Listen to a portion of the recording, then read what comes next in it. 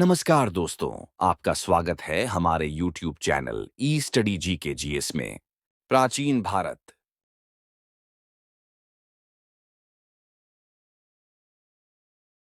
एक प्राचीन भारतीय इतिहास के स्रोत। एक प्राचीन भारतीय इतिहास के स्रोत। प्राचीन भारतीय इतिहास के विषय में जानकारी मुख्यतः चार स्रोतों से प्राप्त होती है। 1. धर्म ग्रंथ। 2. ऐतिहासिक ग्रंथ। 3. विदेशियों का विवरण। 4. पुरातत्व संबंधी साक्ष्य। धर्म ग्रंथ एवं ऐतिहासिक ग्रंथ से मिलने वाली महत्वपूर्ण जानकारी। भारत का सर्वप्राचीन धर्म ग्रंथ वेद है, जिसके संकलनकर्ता महर्षि कृष्ण द्वैपायन वेद व्यास को माना जाता है। वेद वासुधैव कुटुंबकम का उपदेश देता है। भारतीय परंपरा वेदों को नित्य तथा अपौरुषेय मानती है। वेद चार हैं: ऋग्वेद, यजुर्वेद, सामवेद और अथर्ववेद। इन चार वेदों को संहिता कहा जाता है। ऋग्वेद ऋचाओं के क्रमबद्ध ज्ञान के संग्रह को ऋग्वेद कहा जाता है। इसमें 10 मंडल 1028 सूक्त, वाल्खिल्य पाठ के 11 सूक्तों सहित एवं 10,462 ऋचाएं हैं। इस वेद के ऋचाओं को पढ़ने वाले ऋषि को होत्री कहते हैं। इस वेद से आर्य के राजनीतिक प्रणाली, इतिहास एवं ईश्वर की महिमा के बारे में जानकारी मिलती है। विश्वामित्र द्वारा रचित ऋग्वेद के तीसरे मंडल में सूर्य देवता सावित्री को समर्पित प्रसिद्ध गायत्री मंत्र है। इसके 9वें मंडल में देवता सोम का उल्लेख है। इसके 8वें मंडल की हस्तलिखित ऋचाओं को खिल कहा जाता है। चातुष्वर्ण्य समाज की कल्पना का आदि स्रोत ऋग्वेद के 10वें मंडल में वर्णित पुरुष सूक्त है, जिसके अनुसार 4 वर्ण ब्राह्मण, क्षत्रिय, वैश्य तथा शूद्र आदि पुरुष ब्रह्मा के क्रमशः मुख, भुजाओं, जंघाओं और चरणों से उत्पन्न हुए। ऋग्वेद में कई परिच्छेदों में प्रयुक्त अधन्य शब्द का संबंध गाय से है। नोट: धर्मसूत्र 4 प्रमुख जातियों की स्थितियों, व्यवसायों, दायित्वों, कर्तव्यों तथा विशेषाधिकारों में स्पष्ट विभेद करता है। वामनावतार के 3 पगों के आख्यान का प्राचीनतम स्रोत ऋग्वेद है। ऋग्वेद में इंद्र के लिए 250 तथा अग्नि के लिए 200 ऋचाओं की रचना की गई है। नोट: प्राचीन इतिहास के साधन के रूप में वैदिक साहित्य में ऋग्वेद के बाद शतपथ ब्राह्मण का स्थान है। यजुर्वेद सस्वर पाठ के लिए मंत्रों तथा बलि के समय अनुपालन के लिए नियमों का संकलन यजुर्वेद कहलाता है। इसके पाठकर्ता को अध्वर्यु कहते हैं। यजुर्वेद में यज्ञों के नियमों एवं विधि विधानों का संकलन मिलता है। इसमें बलिदान विधि का भी वर्णन है। यह एक ऐसा वेद है जो गद्य एवं पद्य दोनों में है। सामवेद। साम का शाब्दिक अर्थ है गान। इस वेद में मुख्यतः यज्ञों के अवसर पर गाए जाने वाले ऋचाओं, मंत्रों का संकलन है। इसके पाठकर्ता को उद्रात्री कहते हैं। इसका संकलन ऋग्वेद पर आधारित है। इसमें 1810 सूक्त हैं जो प्राय ऋग्वेद से लिए गए हैं। इसे भारतीय संगीत का जनक कहा जाता है। नोट: यजुर्वेद तथा सामवेद में किसी भी विशिष्ट ऐतिहासिक घटना का वर्णन नहीं मिलता।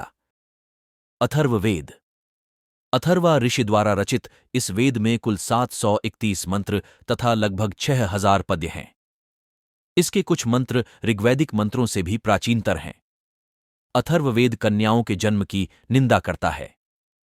ऐतिहासिक दृष्टि से अथर्ववेद का महत्व इस बात में है कि इसमें सामान्य मनुष्यों के विचारों तथा अंधविश्वासों का विवरण मिलता है। पृथ्वी सूक्त अथर्ववेद का प्रतिनिधि सूक्त माना जाता है। इसमें मानव जीवन के सभी पक्षों, गृह निर्माण, कृषि की उन्नति, व्यापारिक मार्गों का गाहन, खोज, रोग निवारण, संबंध में विवाह तथा प्रणय गीतों, राजभक्ति, राजा का चुनाव, बहुत से वनस्पतियों एवं औषधियों, शाप, वशीकरण, प्रायश्चित, मातृभूमि महात्म्य आदि का विवरण दिया गया है। कुछ मंत्रों में जादू टोने का भी वर्णन है। अथर्ववेद में परीक्षित को कुरुओं का राजा कहा गया है तथा कुरु देश की समृद्धि का अच्छा चित्रण मिलता है। इसमें सभा एवं समिति को प्रजापति की 2 पुत्रियाओं कहा गया है। वेदों की भी कई शाखाएं हैं जो वैदिक अध्ययन और व्याख्या से जुड़े विभिन्न दृष्टिकोणों का प्रतिनिधित्व करती है। शाकल शाखा ऋग्वेद से जुड़ी एकमात्र जीवित शाखा है। यजुर्वेद को शुक्ल यजुर्वेद और कृष्ण यजुर्वेद 2 शाखाओं में बांटा गया है।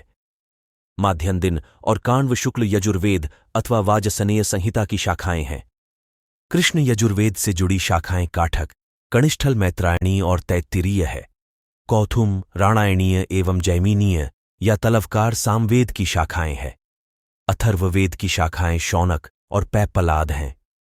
नोट: सबसे प्राचीन वेद ऋग्वेद है और सबसे बाद का वेद अथर्ववेद है।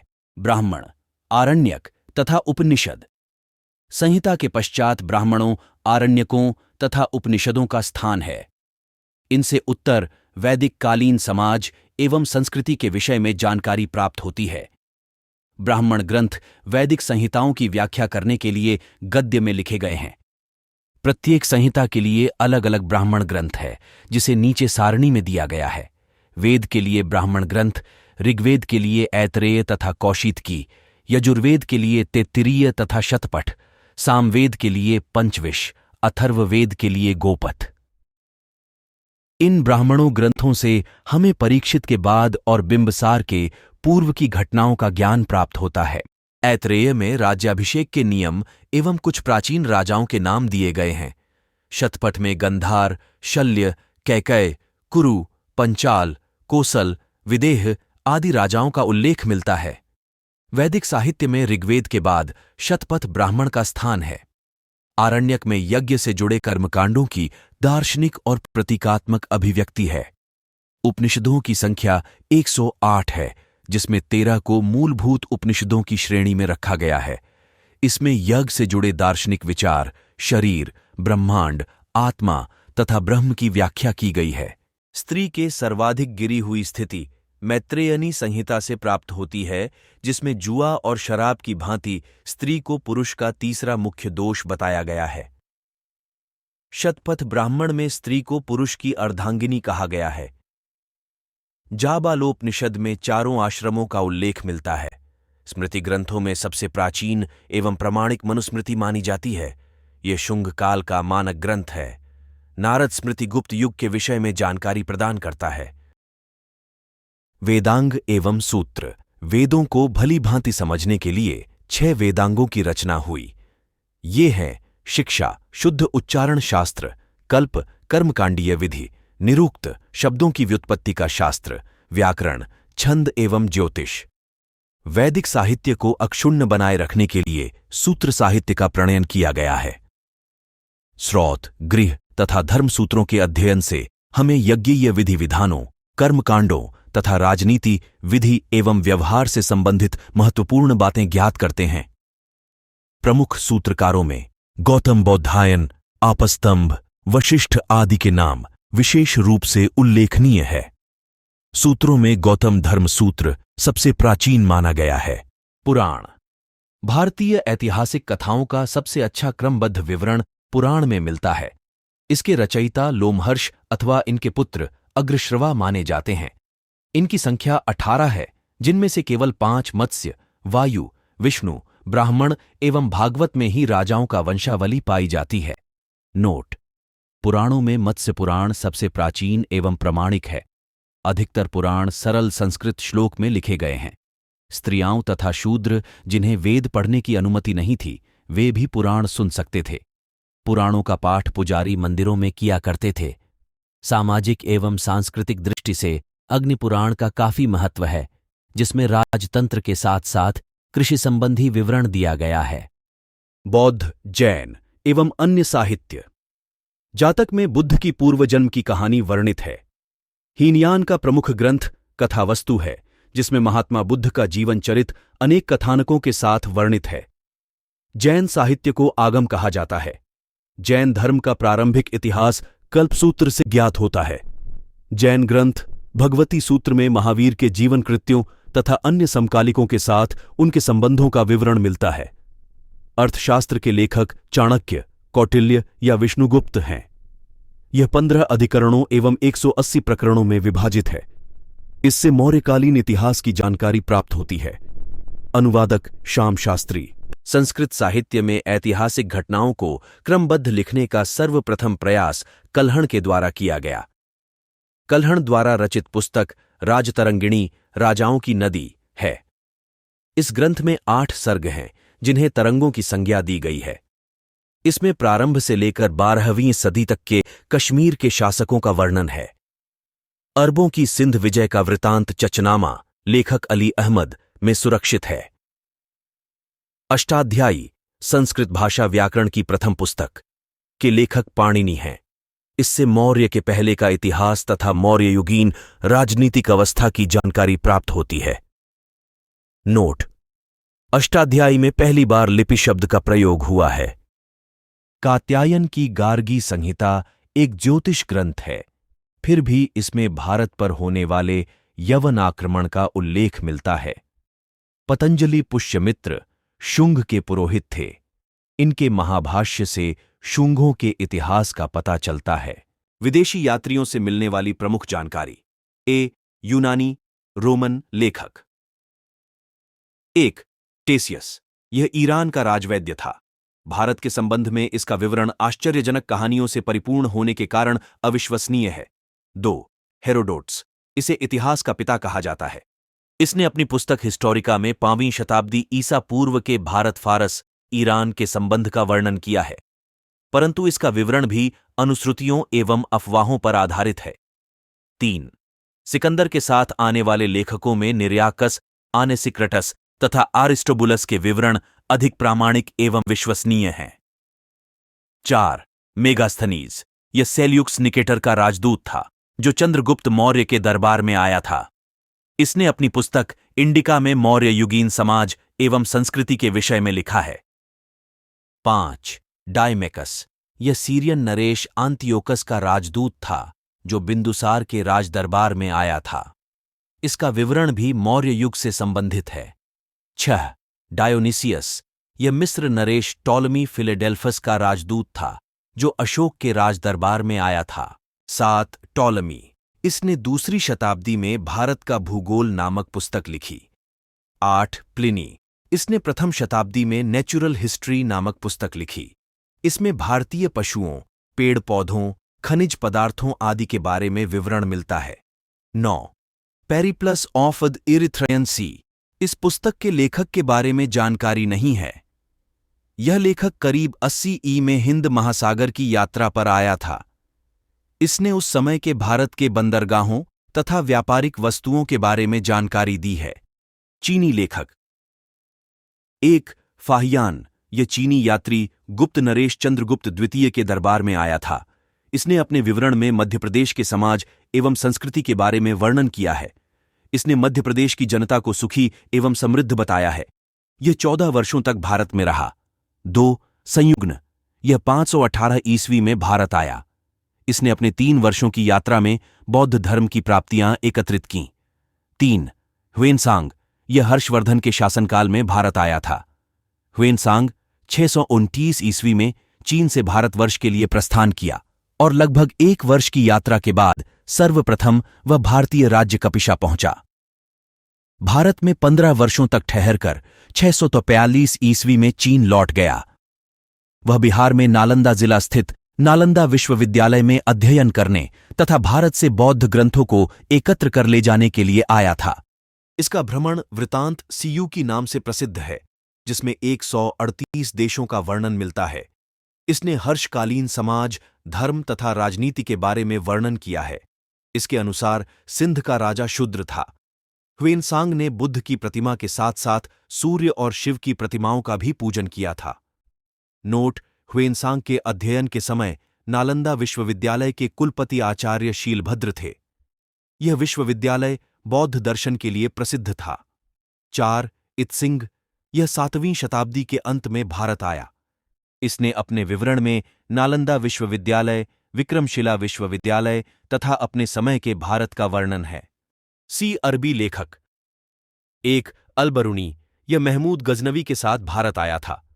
अल-बरूनी ख्वारिज़म या खीव, आधुनिक तुर्कमेनिस्तान का रहने वाला था।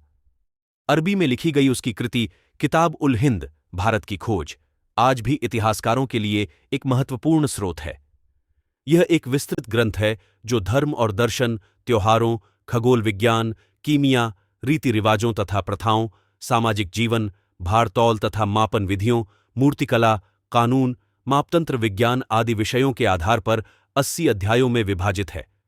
इसमें राजपूतकालीन समाज, धर्म, रीति रिवाज, राजनीति आदि पर सुंदर प्रकाश डाला गया है। 2. Ibn Battuta. इसके द्वारा अरबी भाषा में लिखा गया उसका यात्रा वृतांत, जिसे रेहला कहा जाता है, 14वीं शताब्दी में भारतीय उपमहाद्वीप के सामाजिक तथा सांस्कृतिक जीवन के विषय में बहुत ही प्रचुर तथा सबसे रोचक जानकारियां देता है। 1333 ईस्वी में दिल्ली पहुंचने पर इसकी विद्वता से प्रभावित होकर सुल्तान मोहम्मद बिन तुगलक ने उसे दिल्ली का काजी या न्यायाधीश नियुक्त किया। डी. अन्य लेखक। तारानाथ यह एक तिब्बती लेखक था। इसने कंग्युर तथा तंग्युर नामक ग्रंथ की रचना की। इनसे भारतीय इतिहास के बारे में जानकारी मिलती है। मार्को पोलो ये 13वीं शताब्दी के अंत में पांड्य देश की यात्रा पर आया था। इसका विवरण पांड्य इतिहास के अध्ययन के लिए उपयोगी है। पुरातत्व संबंधी साक्ष्य से मिलने वाली जानकारी। भारतीय पुरातत्व शास्त्र का पितामह, father of Indian archaeology, sir Alexander Cunningham को कहा जाता है। 1400 ईस्वी पूर्व के अभिलेख बोगाज कोई, एशिया माइनर, से वैदिक देवता मित्र, वरुण, इंद्र और नासत्य, अश्विनी कुमार के नाम से मिलते हैं। मध्य भारत में भागवत धर्म विकसित होने का प्रमाण यवन राजदूत होलियोडोरस के वेसनगर, विदिशा, गरुड़ स्तंभ लेख से प्राप्त होता है। सर्वप्रथम भारतवर्ष का जिक्र हाथी गुम्फा अभिलेख में है। सर्वप्रथम दुर्भिक्ष का जानकारी देने वाला अभिलेख सोहगौरा अभिलेख है। इस अभिलेख में संकटकाल में उपयोग हेतु खाद्यान्न सुरक्षित रखने का भी उल्लेख है। सर्वप्रथम भारत पर होने वाला हूण आक्रमण की जानकारी भीतरी स्तंभ लेख से प्राप्त होती है।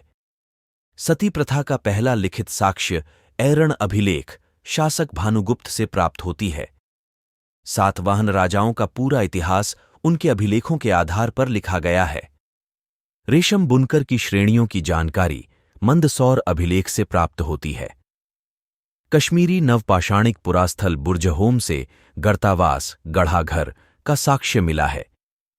इनमें उतरने के लिए सीढ़ियां होती थीं। यहां मनुष्य के साथ उसके पालतू कुत्ते को भी दफनाने की प्रथा प्रचलित थी। प्राचीनतम सिक्कों को आहत सिक्के कहा जाता है। इसी को साहित्य में काशार्पण कहा गया है। सर्वप्रथम सिक्कों पर लेख लिखने का कार्य यवन शासकों ने किया। समुद्रगुप्त की वीणा बजाती हुई मुद्रा वाले सिक्के से उसके संगीत प्रेमी होने का प्रमाण मिलता है। अरिकमेडु, पुडुचेरी के निकट से रोमन सिक्के प्राप्त हुए हैं। नोट: सबसे पहले भारत के संबंध बर्मा, सुवर्ण भूमि वर्तमान में म्यांमार, मलाया, स्वर्णद्वीप, कंबोडिया, कंबोज और जावा यवद्वीप से स्थापित हुए। महत्वपूर्ण अभिलेख। अभिलेख शासक। हाथी गुम्फा अभिलेख तिथिरहित अभिलेख के शासक कलिंगराज खारवेल। जूनागढ़ गिरनार अभिलेख के शासक रुद्रदामन। नासिक अभिलेख के शासक गौतमी बलश्री। प्रयाग स्तंभ लेख के शासक समुद्रगुप्त। ऐहोल अभिलेख के शासक पुलकेशिन द्वितीय। मंदसौर अभिलेख के शासक मालवा नरेश यशोवर्मन। ग्वालियर अभिलेख के शासक प्रतिहार नरेश भोज। भितरी एवं जूनागढ़ अभिलेख के शासक स्कंदुप्त। देवपाड़ा अभिलेख के शासक बंगाल शासक विजयसेन। नोट: अभिलेखों का अध्ययन इपिग्राफी कहलाता है। उत्तर भारत के मंदिरों की कला की शैली नागर शैली एवं दक्षिण भारत के मंदिरों की कला द्राविड़ शैली कहलाती है। दक्षिणापट के मंदिरों के निर्माण में नागर और द्रविड़ दोनों शैलियों का प्रभाव पड़ा, अतः यह वैसर शैली कहलाती है। पंचायतन शब्द मंदिर रचना शैली से संबंधित है। एक हिंदू मंदिर तब पंचायतन शैली का कहलाता है जब मुख्य मंदिर 4 सहायक मंदिरों से घिरा होता है। पंचायतन मंदिर के उदाहरण हैं कंधरिया महादेव मंदिर खजुराहो, ब्रह्मेश्वर मंदिर भुवनेश्वर, लक्ष्मण मंदिर खजुराहो, लिंगराज मंदिर भुवनेश्वर, दशावतार मंदिर देवगढ़ उत्तर प्रदेश, गोंडेश्वर मंदिर महाराष्ट्र। यदि आप हमारे YouTube चैनल ई स्टडी जी के GS से संबंधित ज्ञान की इस यात्रा में शामिल होना चाहते हैं तो हमारे चैनल को सब्सक्राइब करें और बेल आइकन को दबाएं ताकि कोई भी नई वीडियो मिस न हो। साथ ही इस वीडियो को लाइक और शेयर करना न भूलें। धन्यवाद।